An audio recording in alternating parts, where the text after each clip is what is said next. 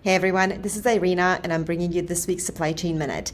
So let's spend a little bit of time talking about the impacts of the global pandemic and certainly the ongoing supply chain challenges. What have the impacts been on food supply chains in general? So we're not going to focus on more localized food challenges, which are certainly existent, but we'll focus a little bit more on what the market is doing. And similar to how we've been talking about some of the challenges we're seeing in retail goods and CPG market, we'll talk a little bit about what's going on here in the food packaged supply chain. So I'll focus a little bit on a company, Lamb Weston. They are one of the largest producers and resellers of frozen potato products within the United States, and obviously they sell, to different grocery stores, but also within the restaurant markets. And so their footprint is fairly large, but they have actually seen, their ability to manage those cost increases within their supply chain internally and have started to pass those costs on to their consumers.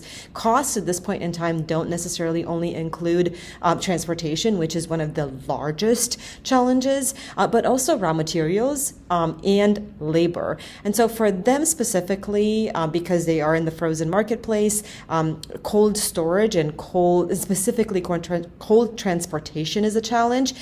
Reefer costs have gone up 26% year over year. And so those costs that the company is incurring within their supply chain have started to get passed down onto consumers.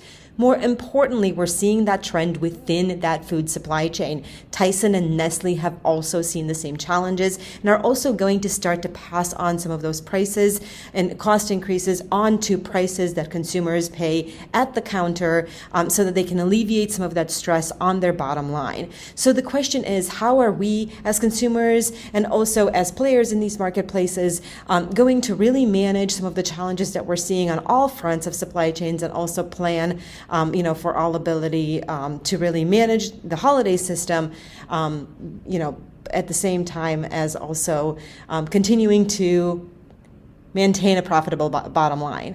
So I'm really looking for some of your feedback on this and some of the tricks that you guys are using to overcome some of these ongoing challenges. More to come next time. Thanks, everyone. Bye-bye.